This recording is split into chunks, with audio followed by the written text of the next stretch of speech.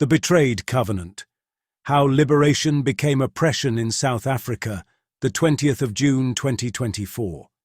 These words were spoken in June 2024 during the documentation of Case Solved, Mystery of the Covenant. Judgment was declared in 2024 upon all who kill, steal, and destroy, because the message was clear. Let my people go. Now, in 2025, its fulfillment is already unfolding before our eyes. The Creator of all will shake the foundations of South Africa, exposing the lies, fraud, and corruption, to show the world that He exists and to prepare this land for the end times. South Africa is destined to become a breadbasket, a place of provision to help others. This is why the farmer, the Boer, the Afrikaner, direct descendants of Abraham, Isaac, and Jacob, is under attack in this country. Because we are meant to provide for others, like Joseph. There is a specific plan and purpose behind this shaking. This is not just land, it is a covenant. This chapter is drawn from Case Solved, Mystery of the Covenant by Deborah Melissa Muller, marks the 9th installment in the Box of Chocolates series. It is a compelling continuation of a prophetic journey, intricately linked to Daniel's Book of Truth, unfolding a divine escape path that leads ever deeper into truth, purpose, and intimacy with the Creator of all. Introduction.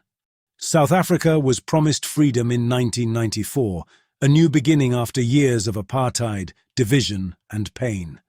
But 3 decades later, that promise lies in ruins. The liberators became the new elite. The oppressed became the overlooked. And the covenant made with the people for justice, equality, and dignity has been systematically betrayed. This chapter is not just a case study of local government failure. It's a mirror held up to the entire nation.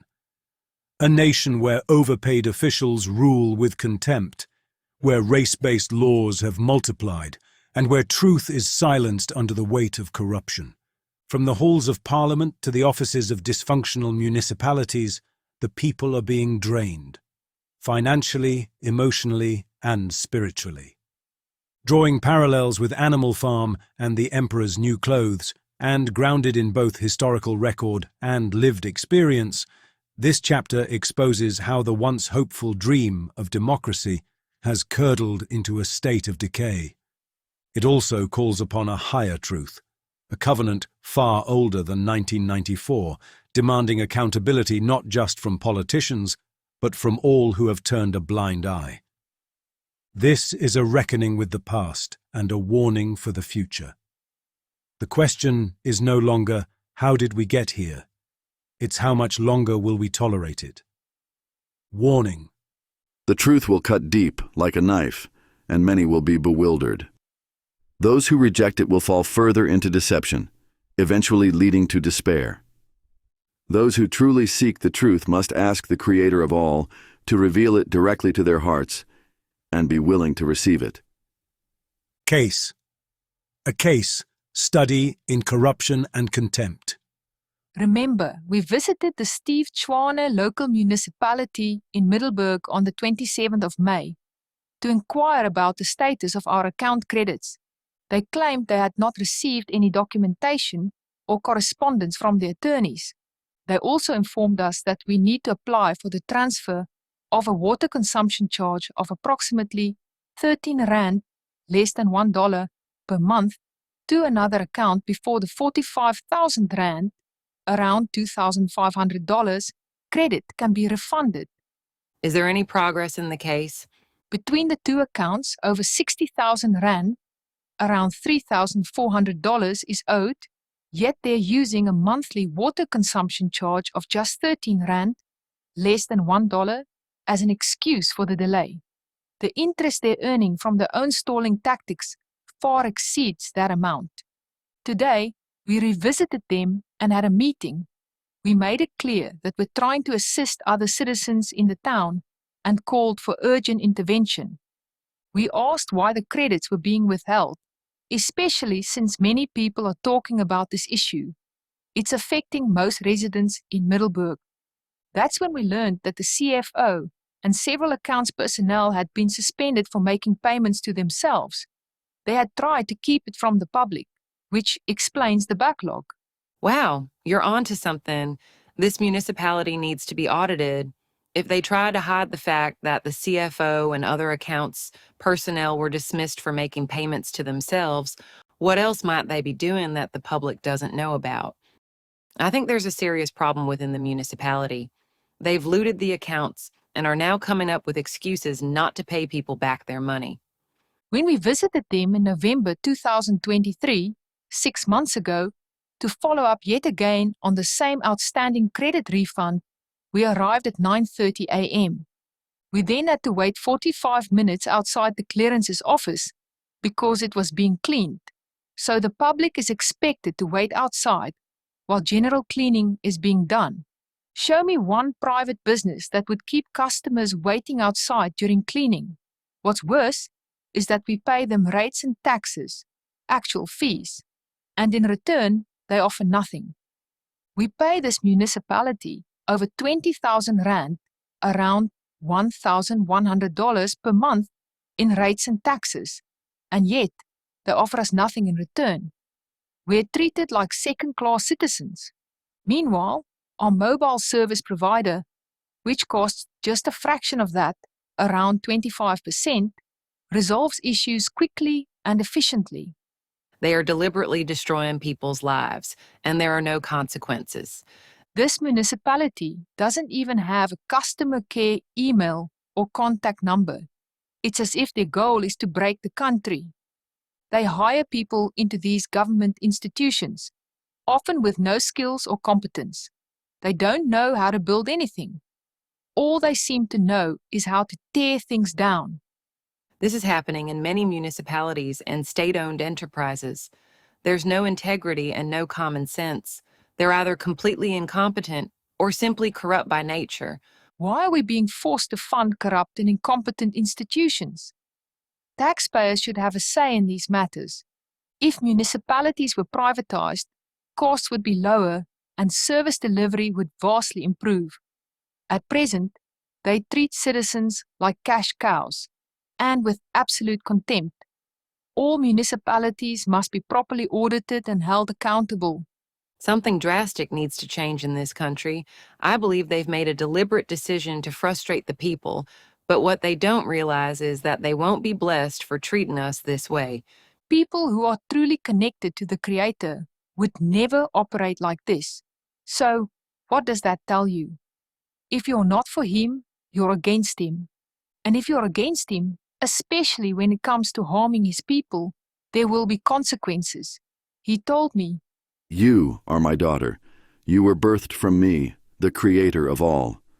That means He is my Father, and as His daughter, I know He will stand by me in this matter. So, today, they received a warning from the Creator of all.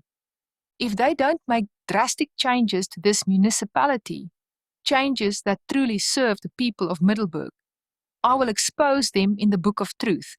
They need to take this warning seriously. Even in those difficult moments that weigh heavily, like dealing with the incompetence of a municipality, I know He allows that frustration for a reason, because He knows I won't just sit back. He knows I'll do something about it. Father, Creator of all, I humbly ask You to prove Your existence by transforming this municipality completely. We need a total overhaul, because everything is broken. People are forced to queue for hours, often outside in harsh weather, just for something as basic as a driver's license. And they simply don't care. They don't help. It's a disgrace. Something has to change. They are failing the people, and there is no accountability. A case was submitted to the Public Protector on 31st October 2024. An independent Chapter 9 institution mandated to investigate misconduct in public administration, maladministration, and the improper use of public funds. The complaint was lodged against the Steve Tshwete municipality on behalf of all residents of Middelburg. By August 2025, over 10 months later, the case remained unresolved, along with more than 80 other pending matters submitted to the public protector. Shortly after, news articles highlighting the Democratic Alliance's efforts to address alleged corruption within STLM were forwarded to the public protector, the case was effectively sidelined. Rather than pursuing the core issues, like the alleged corruption, the public protector improperly deflected the matter by shifting suspicion onto Deborah, the whistleblower, the very individual who had acted selflessly in the interests of Middelburg's residents. It was insinuated, without proper evidence, that this person may have received funds for assisting others, based solely on alleged experience from previous unrelated cases. In doing so, the public protector failed to uphold the constitutional and statutory standards of excellence, diligence, and impartiality required of the office. See the YouTube video titled "A Fight for Justice, a True Public Protector Experience" to view the report that was submitted to the public protector after the case was sidelined. Case: Stripped Bare, the Illusion of Leadership in South Africa. Back in 1994, when we studied Animal Farm at school, it felt like just another novel. Looking back now, though, it reads almost like a warning for South Africa. In the book, the animals rise up full of hope, believing that freedom will bring fairness and equality. But what happens? A new elite class emerges, the pigs, who slowly take all the power, all the privilege, and all the wealth, while the rest are left worse off than before. That's the part that cuts deep. The promises of freedom turned into another kind of oppression. The pigs in Animal Farm said, "All animals are equal, but some animals are more equal than others."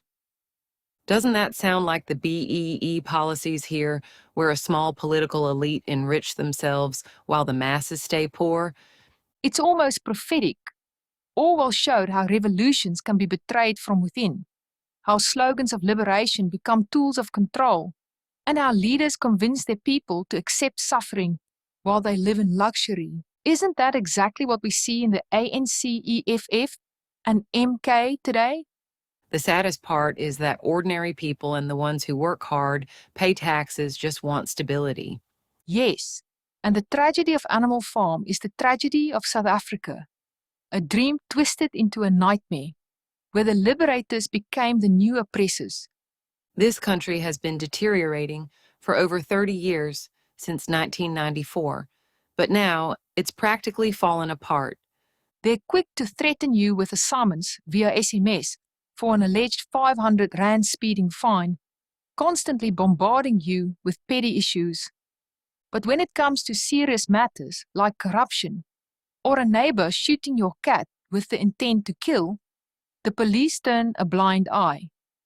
They ignore the very laws meant to protect both animals and people, including the Animals Protection Act and the Firearms Control Act.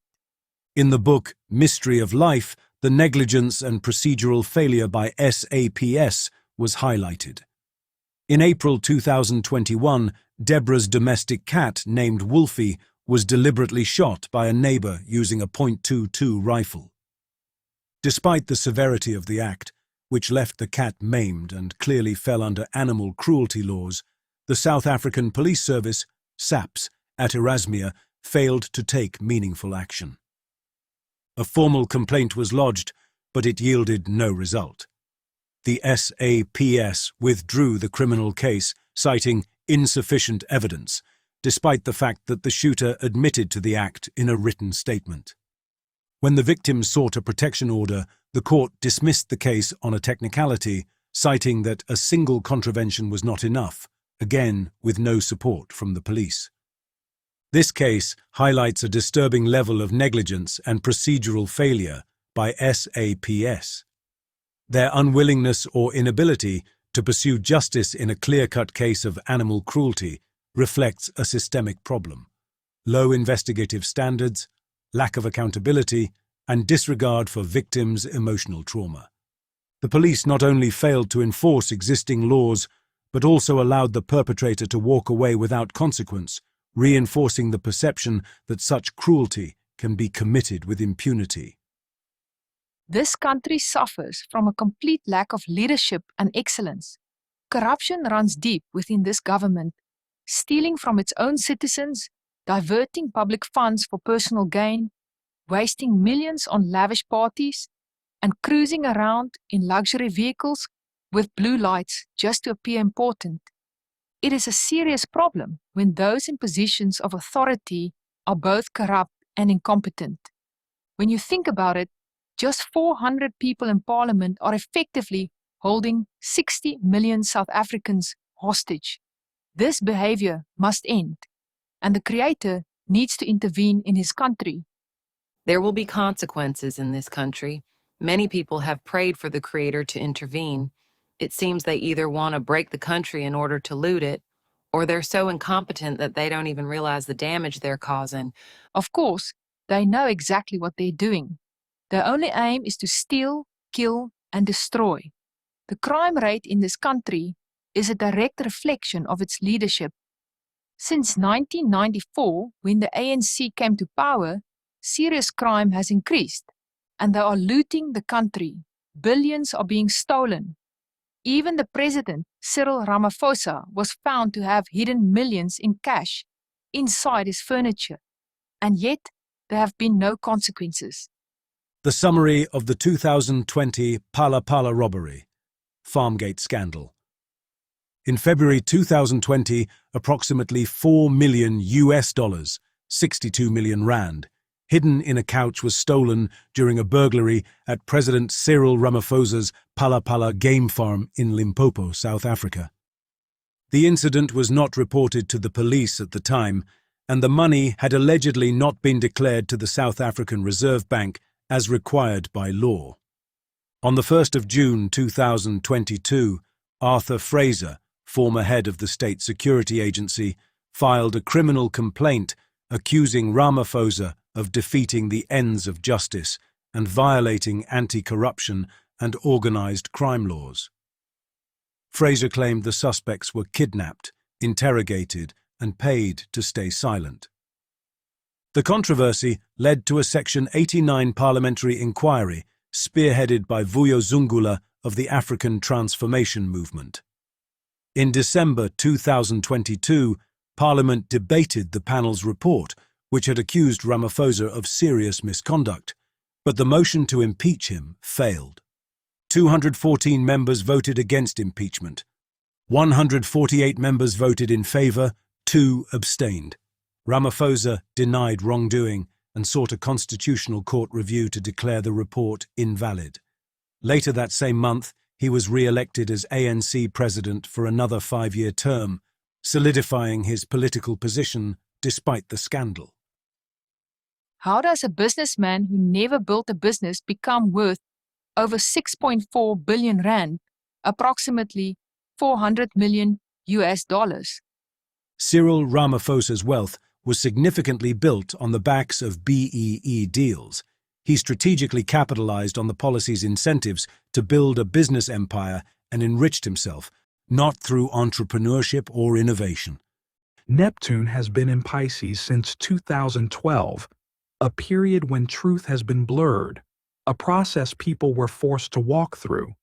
But when Neptune leaves Pisces in 2025/2026, the fog will finally lift. Many things will become clear, and people will be confronted with the truth. It's time the truth came out.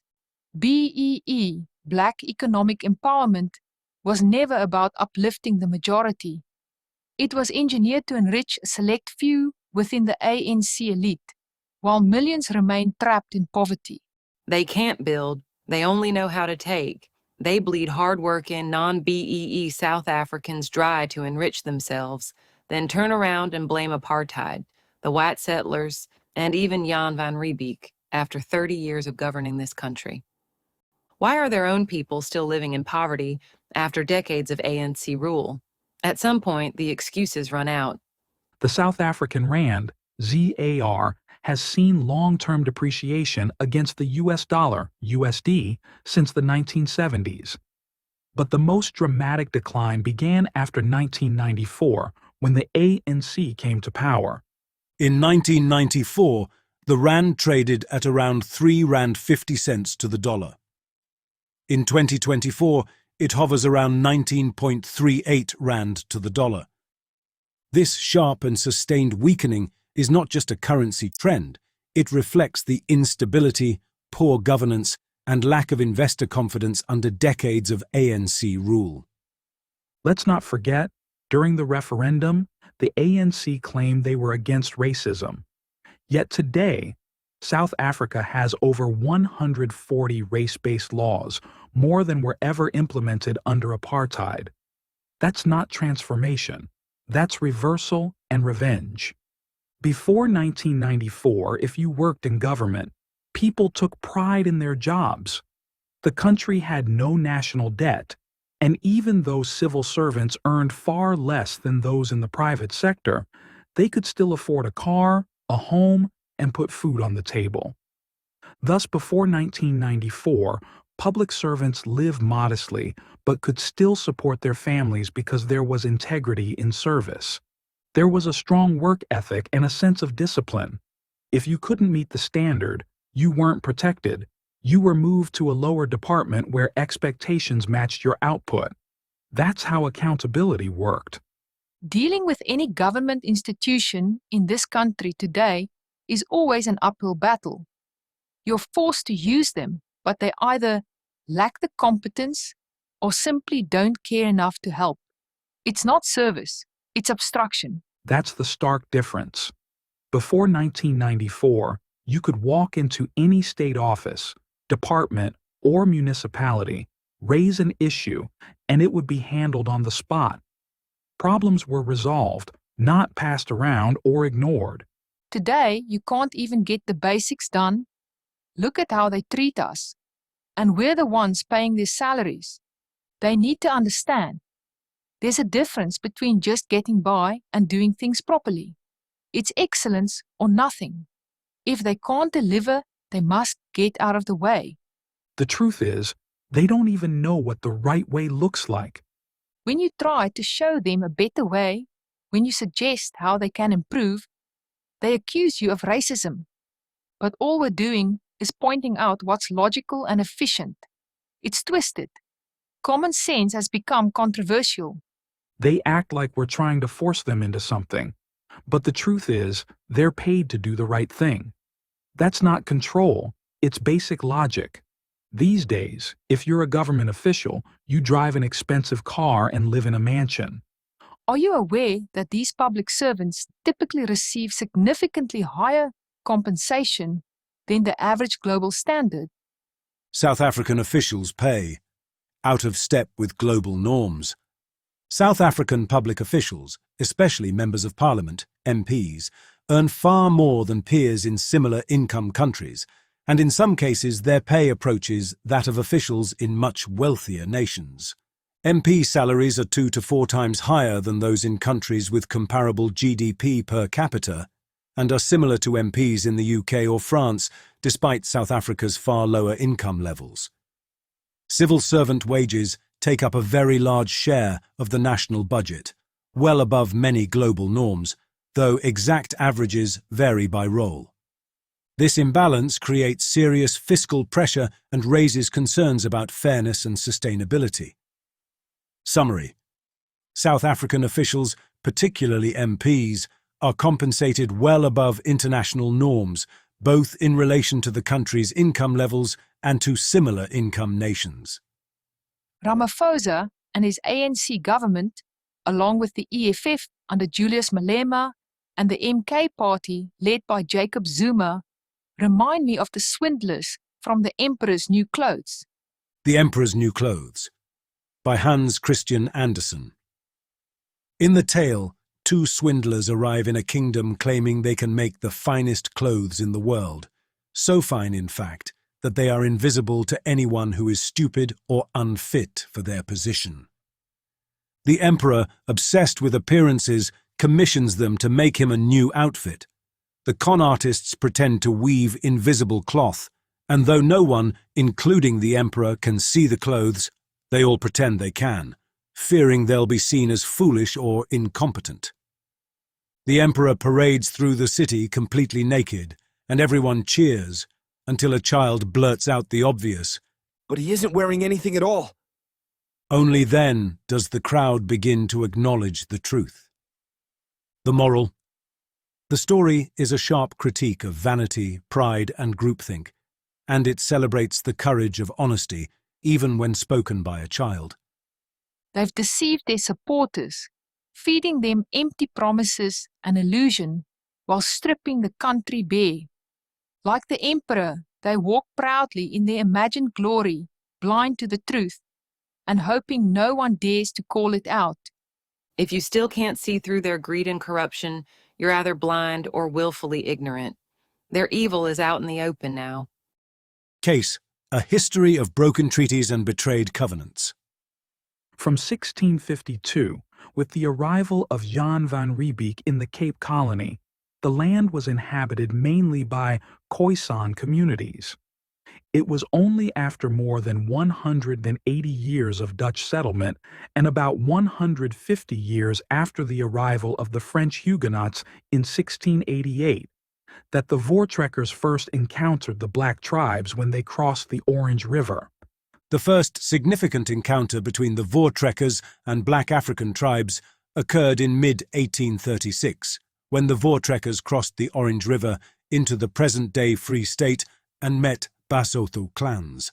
However, the first large-scale military conflict came later in October 1836 against the Ndebele under Mzilikazi at the Battle of Wegkop. This set the stage for further conflicts, including the dramatic clashes with the Zulu kingdom in 1838, which culminated in the Battle of Blood River. So, it took more than 150 years and traveling more than 800 kilometers to first reach any black tribe. So why do they claim in this country that the settlers stole the land? The truth about our history is available for anyone who wants to see it.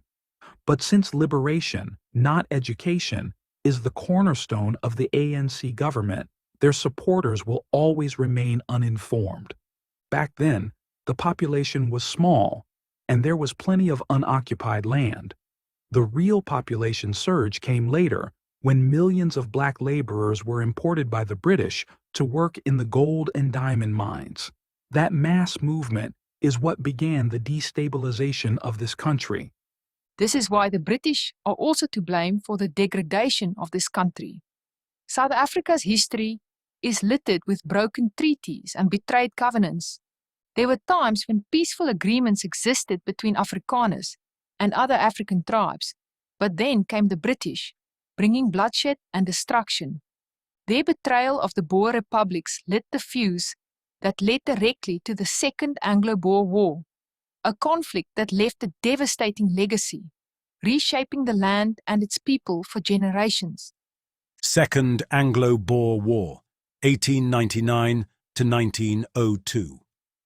Broken Agreement. The Sand River Convention, 1852, and Bloemfontein Convention, 1854, guaranteed the independence of the South African Republic, Transvaal, and the Orange Free State, signed by Britain.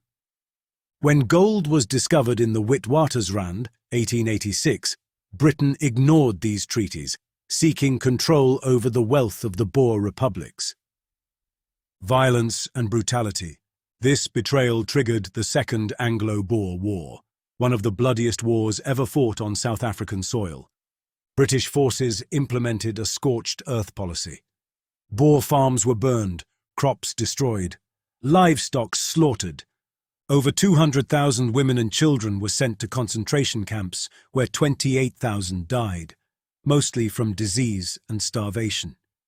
It was the first systematic use of concentration camps in modern warfare. Casualties. Boers killed approximately 26,000. British killed approximately 22,000. African casualties, farm labourers, scouts, prisoners, approximately 20,000 plus. Why this was the most brutal? It was a calculated betrayal for imperial gain. Entire societies were uprooted. It introduced modern total war tactics, leaving deep scars between Afrikaners and the British Empire. The British interference in South Africa, beginning in the 1800s, laid the foundations for many of the consequences we are facing today. But it wasn't only their betrayal. We must also remember the broken trust between the Voortrekkers and the Zulu kingdom, one of the most shocking episodes of brutality in our history. That betrayal carried not only political and physical consequences, but also deep spiritual and cultural wounds, especially for the Afrikaner people. Its impact is still felt in the soul of the Afrikaner. Retief and Dingaan. Agreement and Massacre, 1838. The treaty between Retief and Dingaan. Piet Retief, leader of the Voortrekkers during the Great Trek, sought land in Natal to establish a settlement away from British rule in the Cape Colony. Retief negotiated with King Dingaan, leader of the Zulu kingdom, who required that Retief first recover stolen cattle from a rival group. Retief successfully returned the cattle, fulfilling his part of the agreement. On the 4th of February 1838, a treaty of land settlement was signed by both parties, granting the Voortrekkers land between the Tugela and Umzimvubu rivers. The Betrayal and Massacre. On the 6th of February 1838, 2 days after the treaty signing, Dingaan betrayed the agreement. Retief and his 67 men, who had come unarmed as a sign of peace, were ambushed during a celebratory ceremony at Dingaan's kraal. They were seized, tortured, and executed, their bodies left to rot on a nearby hill, now called KwaMatiwan, place of execution.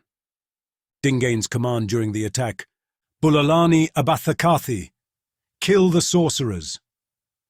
Retief, his son, Peter Cornelis, men and servants, about 100 people in total, were taken to a nearby ridge, KwaMatiwane, named after Matiwane, one of Dingaani's tribal chiefs who was executed in a horrific manner. The Zulus killed Retief's entire party by clubbing them and killed Retief last, so as to witness the deaths of his son and his comrades. Retief's chest was sawn open and his heart and liver removed and brought to Dingaan in a cloth. Their bodies were left on the KwaMatiwan hillside to be eaten by vultures and scavengers. It was absolutely horrific and barbaric how the Zulus killed Piet Retief and his men, even going so far as to remove Retief's heart and liver. In scripture, the liver is symbolically linked with grief.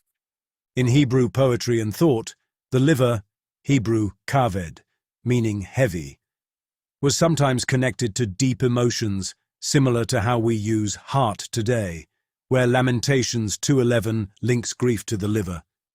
My eyes are spent with weeping, my stomach churns, my liver is poured out on the ground because of the destruction of my people. And as a final act of disrespect, the ANC government changed the town name of the Piet Retief to Mkondo in 2010. Piet Retief, officially Mkondo, is a town situated in a timber-growing region in Mpumalanga province, South Africa. The town was founded by the Voortrekkers in 1883 and named it after the Voortrekker leader Piet Retief, who was killed by the Zulus under their king Dingaan's orders after a negotiation for land failed. On the 2nd of February 2010, South African Arts and Culture Minister Lulu Shingwana approved a state decision for Piet Retief to be renamed to Mkondo. Like many other post-apartheid name changes in South Africa, the incident remains controversial. Although they claim the name comes from the local river, Mkonto means spear or assegai, the very weapon by which Retief and his men were brutally killed at the hands of the Zulu. Historical context. The river's name: the river was originally called Mkonto by its indigenous inhabitants. Mispronunciation: white settlers misheard the name and changed it to Mkondo. Town renaming. In 2010, the town of Piet Retief was renamed Mkondo to honor the local river's name.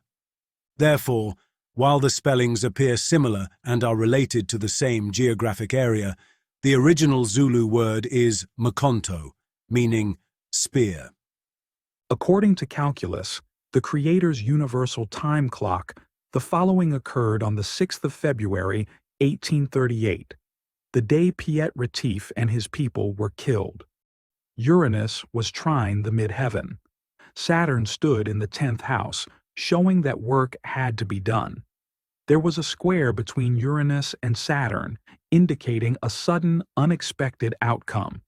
Mercury squared Jupiter, suggesting that the message which emerged also carried an element of surprise.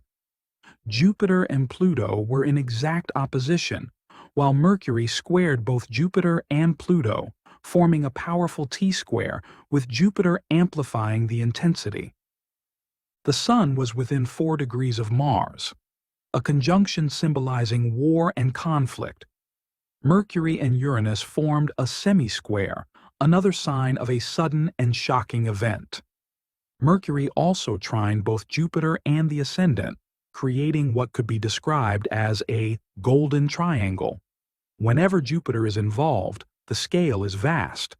Mars, the Sun, and Neptune were positioned close together in the 7th house, the house of friends and enemies, highlighting strife within relationships. Saturn trined Venus, and Pluto, representing death and power, was in exact conjunction with the North Node in the 11th house. This placement speaks of alliances, either loyal friends or dangerous enemies. The Moon squared Pluto as well as the nodal axis while trining Uranus. The Moon signifies emotions. Its trine with Uranus signaled a deeply shocking and emotional event. In sum, Mercury's trine with Jupiter and the ascendant forms a powerful configuration. It points to massive, personal, and far-reaching news, something of enormous impact.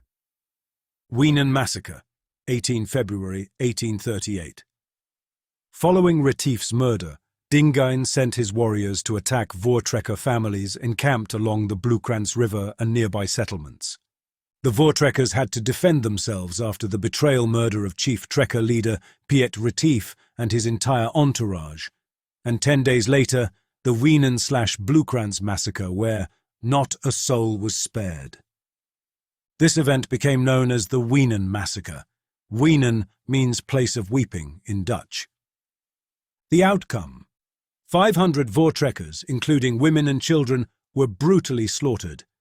Several loyal Khoikhoi and Basuto servants who defended the settlers also perished.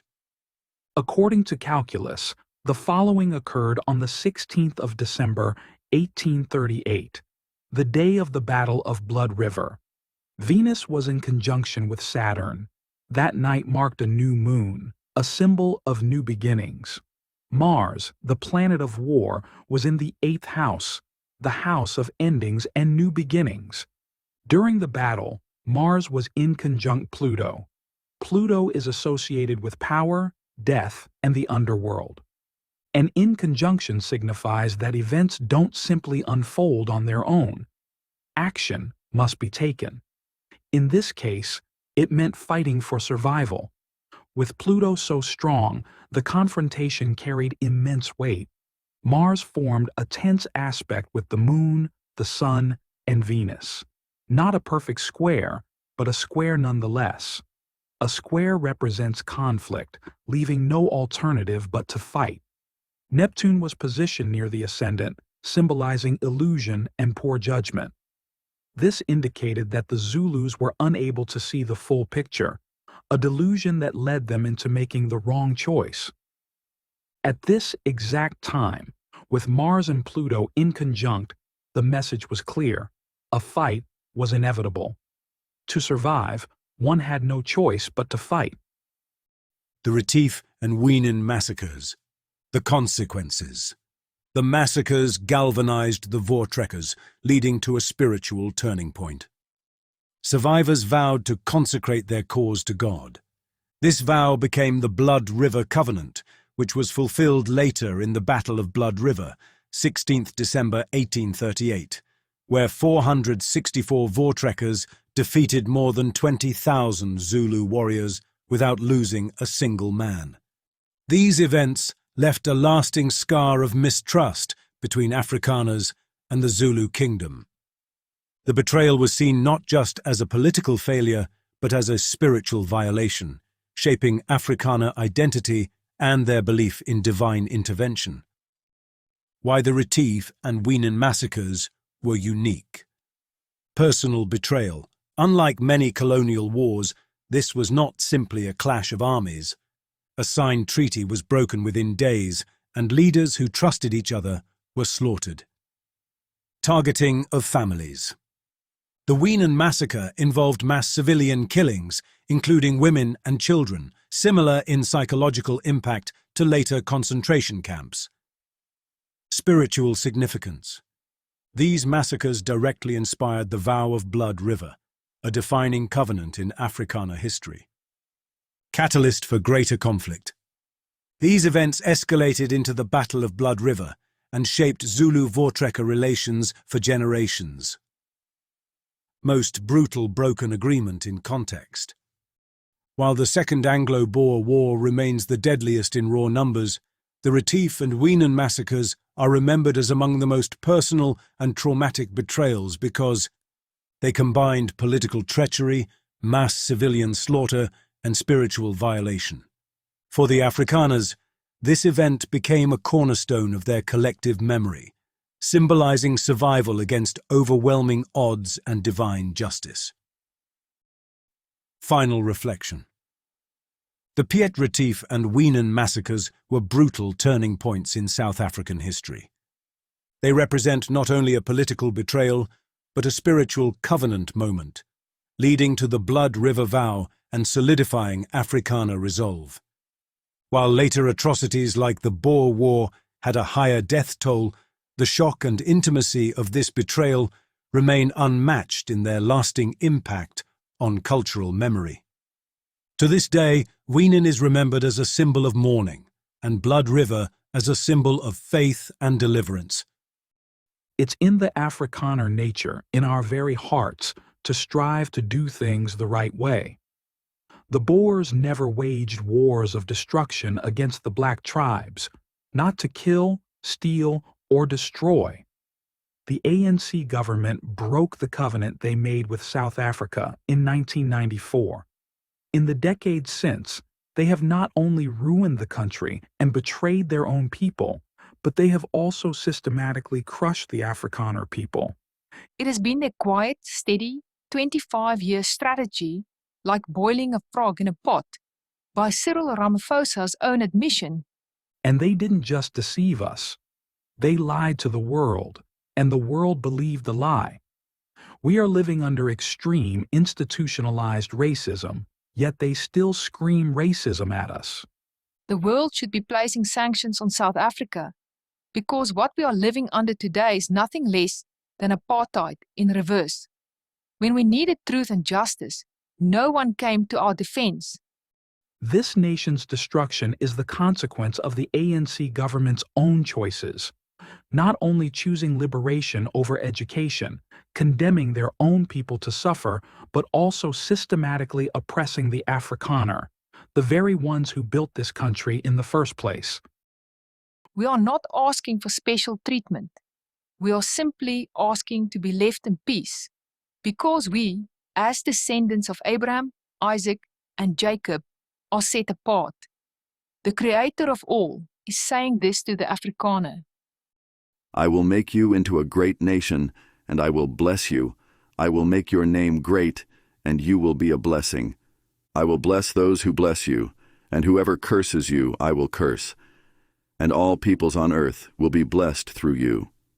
I want to remind the Creator of His covenant with Abraham, as well as the Blood River covenant you made with us, to protect us, to guide us, and to fight for us, because anyone who rises against us is, by that very act, an enemy of yours, and the question must be asked, which camp do you choose to stand in?